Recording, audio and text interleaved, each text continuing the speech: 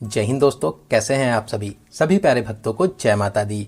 जगत की पालनहार माता वैष्णो देवी जी के दरबार में आप सभी का स्वागत है। दोस्तों, माता रानी का ये अलौकिक और दिव्य दरबार जम्मू के कटरा शहर में स्थित है, जहां माता रानी त्रिकुटा पर्वत पर विराजमान हैं। माता रानी का बुलावा मिलते ही करोड़ों भक्त इस चमत्कारी दरबार में दर्शन कर अपनी सभी मुरादों को पूरा करते हैं। तो दोस्तों, आज के इस खास वीडियो में मैं आपको माता वैष्णो देवी में दर्शन और यात्रा की संपूर्ण जानकारी बताऊंगा। तो अगर आप भी माता रानी के दर्शन करने वैष्णो देवी आने की प्लानिंग बना रहे हैं तो आप एकदम सही वीडियो देख रहे हैं। ये वीडियो आपकी बहुत हेल्प करेगा। इस वीडियो में बात करेंगे आप यहाँ तक कैसे पहुँचेंगे, रुकने के लिए होटल या धर्मशाला कहाँ पर लेना चाहिए, दर्शन के लिए RFID कार्ड कहां और कैसे बनवाएं, यात्रा करने का सही तरीका क्या है, घोड़ा, पिट्ठू, पालकी, रोपवे, हेलीकॉप्टर, इनके क्या रेट्स हैं, माता रानी के दर्शन करने के बाद में आप और कहां घूम सकते हैं, खाने पीने की कैसी व्यवस्था है, और वीडियो के लास्ट में बात करेंगे संपूर्ण बजट की।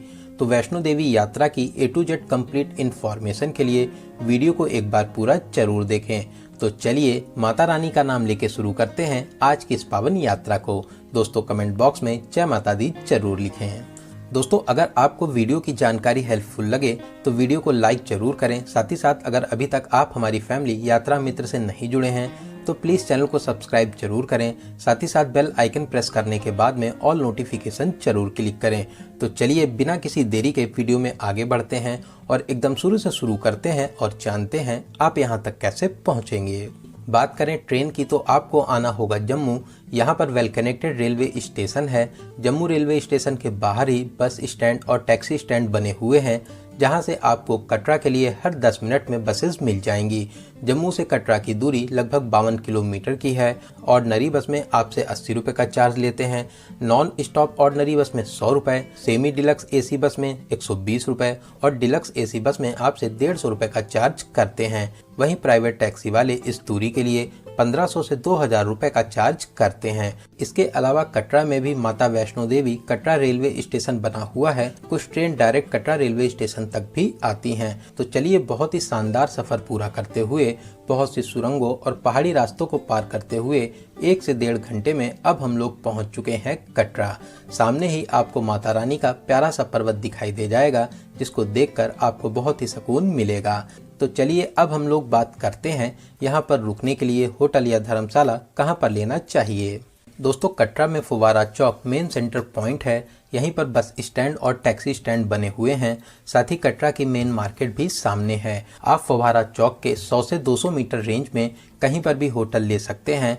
यहाँ पर नॉर्मल होटल्स की स्टार्टिंग 600 रुपये से हो जाती है। 700 से 800 के बजट में आपको एक अच्छा सा रूम मिल जाएगा। वहीं 1500 से 2000 के बजट में आप बहुत ही अच्छा AC रूम ले सकते हैं। वहीं आपको कटरा में 3000, 5000, 10,000 तक के बजट के रूम्स मिल जाएंगे। इसके अलावा आप अगर चाहें तो मंदिर ट्रस्ट के निहारिका भवन में भी रूम ले सकते हैं। यहाँ पर 2200 रुपये से स्टार्टिंग हो जाती है। इसके अलावा निहारिका कॉम्प्लेक्स में ही आपको डोरमेट्री मिल जाएगी। 150 रुपये में आपको एक बेड मिल जाएगा। साथ में आपको लॉकर फैसिलिटीज़ भी मिलती है। सबसे अच्छा रहता है आप पहले से मंदिर ट्रस्ट की ऑफिशियल वेबसाइट या ऐप से इसकी ऑनलाइन बुकिंग कर लीजिए। तो चलिए एक अच्छा सा रूम लेने के बाद में अब हम लोग बात करते हैं यहाँ पर दर्शन और यात्रा का सही तरीका क्या है।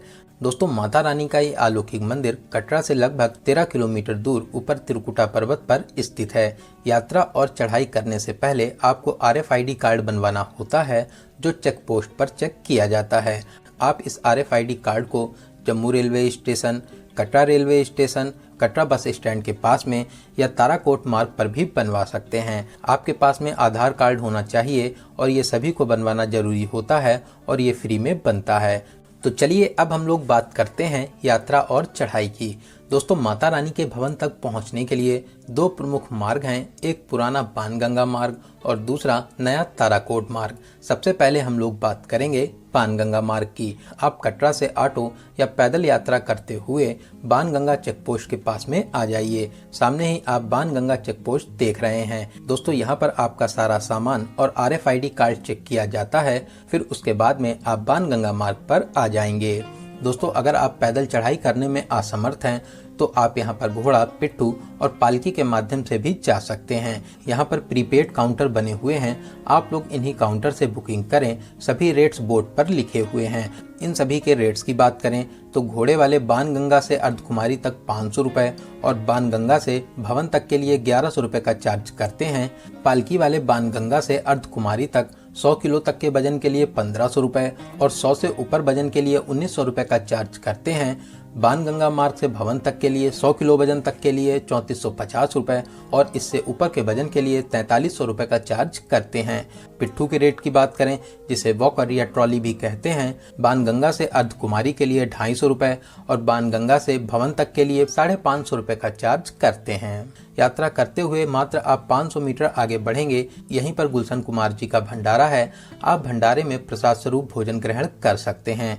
दोस्तों इस मार्ग पर दोनों साइड दुकानें हैं, तो आपको खाने पीने की कोई भी परेशानी नहीं होगी। साथ ही साथ मार्ग पर जगह जगह सीढ़ियां भी बनी हुई हैं। अगर आप एकदम फिट हैं तभी सीढ़ियों का प्रयोग करें, क्योंकि सीढ़ियों में बहुत ही जल्दी थकान आ जाती है। लेकिन इस मार्ग पर घोड़े भी चलते हैं, जिससे पैदल यात्रियों को बहुत परेशानी भी होती है। तो चलिए 5.5 किलोमीटर यात्रा को पूरा करके अब हम लोग आ चुके हैं अर्धकुमारी मोड़ पर। दोस्तों यहाँ से एक रास्ता ऊपर की तरफ अर्धकुमारी को जाता है, वहीं दूसरा रास्ता सामने की ओर हिमकोटी मार्ग होते हुए वैष्णो देवी भवन को जाता है। तो थोड़ी सी और चढ़ाई करते हुए अब हम लोग आ चुके हैं माता अर्धकुमारी गुफा के पास में। दोस्तों यहाँ पर हमेशा 10 से 12 घंटे का वेटिंग टाइम रहता है। सबसे अच्छा रहेगा आप अपने ग्रुप का वेटिंग टाइम लेकर पहले वैष्णो देवी जी के दर्शन कर लीजिए और वापसी के टाइम पर आप माता अर्धकुमारी जी के दर्शन कर सकते हैं। वहीं यहाँ पर जब पीक सीजन रहता है तो यहाँ पर 36 से 48 घंटे का आपको वेटिंग टाइम मिलेगा। इसीलिए बहुत से भक्त सीधे माता वैष्णो देवी जी के दर्शन करने जाते हैं। तो चलिए अब हम लोग फिर से हिमकोटी मार्ग पर आ जाएंगे। दोस्तों हिमकोटी मार्ग बहुत ही अच्छा मार्ग बना हुआ है। इस मार्ग पर घोड़े नहीं चलते हैं, साथ ही साथ इस मार्ग पर चढ़ाई भी एकदम नॉर्मल है। दोस्तों जो नया ताराकोट मार्ग है वो यहीं हिमकोटी मार्ग पर आकर मिलता है। तो आगे की यात्रा करने से पहले अब हम लोग बात करेंगे नए ताराकोट मार्ग की। आप कटरा चौराहे से पैदल या ऑटो के माध्यम से ताराकोट मार्ग पर आ जाइए। ये मार्ग पैदल यात्रियों के लिए सबसे अच्छा मार्ग है, क्योंकि इस मार्ग पर घोड़े नहीं चलते हैं। मार्ग को बहुत ही साफ सुथरा और चौड़ा बनाया गया है। पूरे ही रास्ते जगह जगह पीने के लिए गर्म और ठंडा पानी भी मिलता है। साथ ही साथ यहाँ पर टॉयलेट की भी बहुत ही अच्छी सुविधा मिल जाएगी। इस मार्ग पर चढ़ाई एकदम नॉर्मल है और जगह जगह सीढ़ियाँ भी बनी हुई हैं। लगभग 3 किलोमीटर की यात्रा को पूरा करने के बाद में आप मंदिर ट्रस्ट के लंगर के पास में आ जाएंगे, जहाँ पर आप बहुत ही स्वादिष्ट प्रसाद स्वरूप भोजन ग्रहण कर सकते हैं। यहाँ पर बहुत ही प्यारा सा पार्क भी बना हुआ है, जहाँ पर आप बैठकर अपनी प्यारी प्यारी फोटो शूट भी करा सकते हैं। दोस्तों ताराकोट मार्ग से हिमकोटी अर्धकुमारी मोड़ तक की दूरी लगभग 7 किलोमीटर की है। इस मार्ग पर चढ़ाई तो एकदम नॉर्मल है, लेकिन आपको लगभग 1.5 किलोमीटर ज़्यादा यात्रा करनी होती है। तो चलिए अब हम लोग फिर से आ चुके हैं हिमकोटी मार्ग पर और अब हम लोग अपनी आगे की यात्रा शुरू करते हैं। दोस्तों छोटे छोटे बच्चे हों, बड़े हों या फिर बूढ़े, सभी लोग आपको माता रानी का जयकारा लगाते हुए इस पावन यात्रा में आपको मिल जाएंगे। हिमकोटी मार्ग पर जगह जगह मंदिर ट्रस्ट के भोजनालय भी बने हुए हैं, जहां पर आप बहुत ही कम रेट पर खाना पीना कर सकते हैं। तो चलिए खाते पीते हुए, रुकते रुकाते, माता रानी का जयकारा लगाते हुए अब हम लोग आ चुके हैं ऐसे पॉइंट पर जहां से भवन की दूरी मात्र 1 किलोमीटर की रह जाती है। दोस्तों यहीं से माता रानी का भवन भी दिखाई दे जाता है। भवन को देखकर आपको एक अलग ही ऊर्जा मिलेगी, आपकी सारी थकान दूर हो जाएगी। वहीं शाम को तो यहाँ की खूबसूरती का क्या ही कहना, आपको ऐसा लगेगा कि आप सच में स्वर्ग में आ गए हैं। वहीं दोस्तों अगर आप चाहें तो हिमकोटी मार्ग पर भवन तक आने के लिए बैटरी कार से भी आ सकते हैं। अर्धकुमारी से भवन तक के लिए बैटरी कार सेवा भी चलती है। इसके लिए आपको पहले से ऑनलाइन बुकिंग करना रहता है। आप मंदिर ट्रस्ट की ऑफिशियल वेबसाइट या ऐप के माध्यम से 450 रुपये पर पर्सन में इसकी बुकिंग कर सकते हैं। तो चलिए 1 किलोमीटर की और यात्रा करके अब हम लोग आ चुके हैं स्वर्ग से सुंदर श्री माता वैष्णो देवी जी के पावन दरबार में। दोस्तों अगर आपको पहुंचते पहुंचते शाम हो गई है और आप भवन के पास में रुकना चाहते हैं तो यहाँ पर बहुत से भवन बने हुए हैं। कालिका भवन, मनोकामना भवन, श्रीधर भवन, पार्वती भवन और भी बहुत से भवन बने हुए हैं जहां पर आप रूम ले सकते हैं या फिर आप डोरमेट्री भी ले सकते हैं। लेकिन इसके लिए आपको पहले से ऑनलाइन बुकिंग करना रहता है। इसके अलावा आप अगर यहाँ पर फ्री में रुकना चाहते हैं तो आप पार्वती भवन, दुर्गा भवन और श्री राम मंदिर के पास में बड़ा सा हॉल बना हुआ है जहाँ पर आप फ्री में रुक सकते हैं। यहाँ पर आप कंबल काउंटर से कंबल ले लीजिए। 100 रुपए पर कंबल मिलता है। जब आप कंबल वापस करेंगे तो आपके 100 रुपए भी वापस हो जाएंगे। तो चलिए अब हम लोग बात करते हैं दर्शन की। दोस्तों यहाँ पर स्नान घाट बने हुए हैं जहाँ पर आप फ्री में टॉयलेट यूज कर सकते हैं, साथ ही साथ स्नान भी कर सकते हैं। तो स्नान करने के बाद में अब हम लोग अपना सारा सामान लॉकर में जमा करेंगे। यहाँ पर 2 से 3 लॉकर भी बने हुए हैं, स्काई वॉक के पास में, पार्वती भवन के पास में और भैरव बाबा मोड़ पर भी आपको लॉकर फैसिलिटीज मिल जाएगी। मंदिर के अंदर मोबाइल फोन, सभी इलेक्ट्रॉनिक सामान, पर्स, बेल्ट ये सब ले जाना मना है। तो चलिए लॉकर में सारा सामान जमा करने के बाद में लाइन में लगकर स्काई वॉक होते हुए आगे बढ़ेंगे। सबसे पहले प्राचीन गुफा के दर्शन करेंगे, फिर गुफा में प्रवेश कर माता रानी के दर्शन प्राप्त करेंगे। यहाँ पर माता रानी पिंडी रूप में महाकाली, महालक्ष्मी, महासरस्वती के रूप में विराजमान हैं। दोस्तों आप सच में बहुत ही किस्मत वाले हैं जो माता रानी ने आपको अपने दरबार में बुलाया है। माता रानी आपकी सभी मनोकामनाओं को जरूर पूरा करेंगी। दोस्तों कमेंट बॉक्स में जय माता दी जरूर लिखें।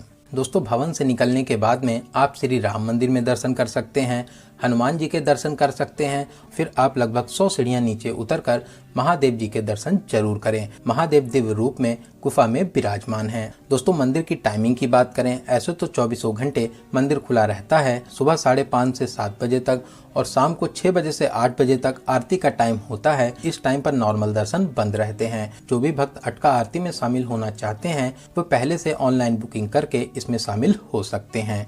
तो माता रानी के दर्शन करने के बाद में अब हम लोग चलेंगे भैरवनाथ जी के दर्शन करने। दोस्तों ऐसी मान्यता है माता रानी के दर्शन करने के बाद में भैरव बाबा के दर्शन जरूर करना चाहिए, तभी आपकी यात्रा पूरी मानी जाती है। भैरव मंदिर भैरव घाटी पर स्थित है जो भवन से लगभग 3 किलोमीटर दूरी पर स्थित है। यहाँ तक आप चाहें तो पैदल जा सकते हैं या घोड़े के माध्यम से 250 से 300 रुपए देकर ऊपर भैरव मंदिर तक पहुँच सकते हैं। इसके अलावा यहाँ पर रोपवे सेवा भी चलती है। सर्दियों में सुबह 8 बजे से 4 बजे तक और गर्मियों में सुबह 7 बजे से शाम 6 बजे तक आप रोपवे के माध्यम से ऊपर भैरव मंदिर तक जा सकते हैं। 100 रुपए पर पर्सन का चार्ज रहता है जो दोनों साइड के लिए होता है। रोपवे का टिकट आपको दुर्गा भवन के बेसमेंट से मिलता है और रोपवे मनोकामना भवन के पास से चलती है। सबसे अच्छा रहता है पहले से ऑनलाइन टिकट बुक कर लीजिए, इससे आपको टिकट की लंबी लंबी लाइन में लगना नहीं होगा। तो चलिए रोपवे का बहुत ही प्यारा सा सफर पूरा करके अब हम लोग आ चुके हैं भैरवनाथ मंदिर के पास में। तो चलिए सबसे पहले हम लोग भैरव बाबा जी के दर्शन करेंगे। लाइन में लगकर मंदिर में प्रवेश करेंगे जहां पर हनुमान जी और भैरव बाबा के दर्शन कर आशीर्वाद प्राप्त करेंगे। भैरव बाबा आपकी सभी मनोकामनाओं को जरूर पूरा करेंगे। दोस्तों यहाँ पर बहुत बड़ा ओपन एरिया है जहाँ से चारों तरफ के नज़ारे बहुत ही प्यारे लगते हैं। साथ ही साथ यहाँ से भवन के नज़ारे देखते ही बनते हैं। यहाँ से भवन के नज़ारे देखकर आपका दिल खुश हो जाएगा। ऊंचे ऊंचे पहाड़ों के घिरे होने से यहाँ की खूबसूरती में 4 चांद लग जाते हैं। तो आप यहाँ पर कुछ देर जरूर बैठें, आपको यहाँ पर बहुत ही ज़्यादा अच्छा लगेगा। तो भैरव मंदिर में दर्शन करने के बाद में आप पैदल, घोड़े या रोपवे के माध्यम से नीचे भवन तक आ जाइए। फिर आप कुछ खाने पीने के बाद में कटरा के लिए वापसी भी कर सकते हैं। दोस्तों भक्तों के लिए नीचे कटरा से भवन तक के लिए रोपवे प्रोजेक्ट भी बनाया जा रहा है। उम्मीद है आने वाले महीनों में ये रोपवे प्रोजेक्ट भी शुरू हो जाएगा। दोस्तों आप इस यात्रा को हेलीकॉप्टर के माध्यम से भी पूरा कर सकते हैं। कटरा से सांझी छत तक के लिए हेली सर्विस भी मिल जाएगी। इसमें एक पर्सन के लिए एक साइड का 2210 रुपये और दोनों साइड के लिए 4420 रुपये का चार्ज लेते हैं। सांझी छत से भवन की दूरी लगभग 1 किलोमीटर की रह जाती है, जिसे आप पैदल या घोड़े के माध्यम से पूरा कर सकते हैं। सबसे अच्छा रहता है आप इसकी बुकिंग पहले से ऑफिशियल वेबसाइट या ऐप के माध्यम से अपनी यात्रा डेट से 2 महीने पहले से कर सकते हैं। वहीं अगर आप offline on the spot ticket लेना चाहते हैं तो फिर आप निहारिका भवन से इसकी बुकिंग कर सकते हैं।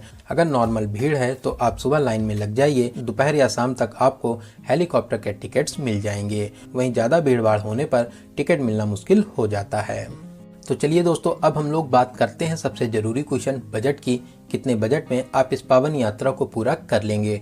दोस्तों, अगर आप 2 लोग हैं और आप 3 डेज और 2 नाइट का प्लान बनाने के बाद में घर के लिए वापसी कर लेते हैं और आप पैदल यात्रा करते हैं, तो फिर आप मान के चलिए कि 6,000 से 7,000 रुपये प्लस ट्रेन टिकट, इतने बजट में आप इस पावन यात्रा को पूरा कर लेंगे।